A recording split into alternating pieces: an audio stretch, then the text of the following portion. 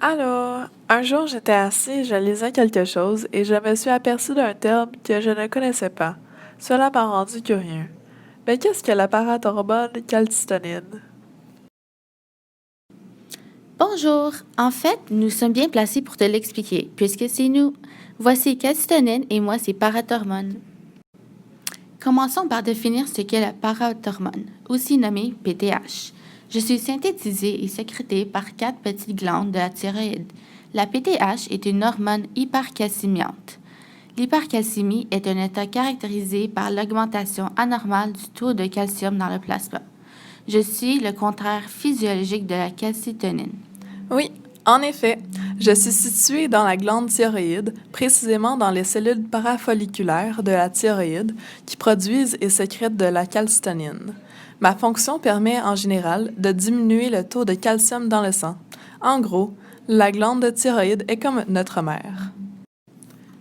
Notre fonction est d'augmenter ou de diminuer le calcium cible principalement dans 3 organes: Ce sont les reins, l'intestin grêle et les os. Ah, mais comment ça fonctionne? C'est grâce à l'homéostasie. C'est quoi? L'homéostasie est la faculté que possède un organisme de maintenir les équilibres de son milieu intérieur de façon stable et indépendante des fluctuations du milieu extérieur. Ce dernier permet de détecter les changements intérieurs ou extérieurs. L'intégration de ces informations par le système nerveux central se fait sur plusieurs niveaux, niveau réflexe et niveau supérieur. Lorsqu'il y a une baisse de calcium, le parathormone est sécrété. Lorsqu'il y a une élévation de calcium, la calcitonine est sécrétée. Il ne faut pas oublier que c'est pour l'homéostasie que nous fonctionnons.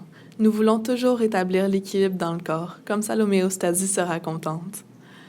Et comment ça fonctionne dans le déroulement du corps? Pour la calcitonine, elle permet de diminuer le taux de calcium dans le sang. Elle réduit la calcémie en inhibitant les ostéoclastes, ce qui diminue la réabsorption osseuse et donc augmente le stockage de calcium dans l'os. De plus, elle augmente l'excrétion du calcium par les reins ainsi que le phosphore.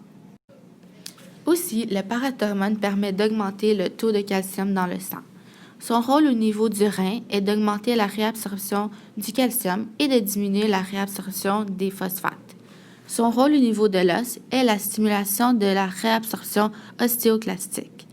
La PTH possède aussi un effet sur le pancréas. Elle favorise la sécrétion de gastrine qui provoque une augmentation des sécrétions acides au niveau de l'estomac pouvant entraîner la formation d'ulcères. Ainsi, notre bien-aimée l'homéostasie sera satisfaite de notre travail et tombera éperdument amoureuse de nous. C'est tout ce qu'on veut. Oh, je comprends tout maintenant. Tout est beau et équilibré avec votre aide. Pas tout à fait. Ce n'est pas tout rose. Il existe des avantages. Il est possible d'avoir des problèmes de sous-production. Lorsqu'on ne produit pas assez de calcium, l'ostéoporose nous touche. Les muscles s'approvisionnent dans les réserves de calcium dans nos os pour établir cette carence.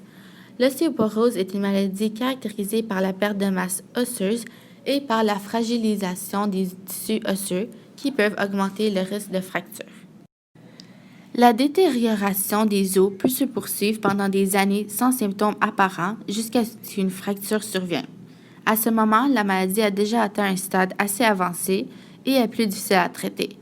Les fractures les plus courantes associées à l'ostéoporose sont celles des hanches, des vertèbres, des poignets et des épaules. Aussi, un autre problème est lorsqu'on a une surproduction de calcium. L'hypercalcémie vient nous toucher.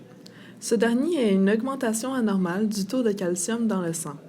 Les facteurs de risque associés à l'hypercalcémie sont la présence d'une pathologie rénale sous-jacente, d'une tumeur maligne ou autre maladie. La prise de certains médicaments peut présenter un risque supplémentaire. Une toxicité à la vitamine D peut en être une autre. Des traitements médicamenteux existent dans la prise en charge d'une hypercalcémie. Ah, je comprends finalement. Il fallait seulement s'informer. Merci de m'avoir aidé. Je vais aller continuer ma visite dans l'univers du corps humain. À la prochaine, jeune humain!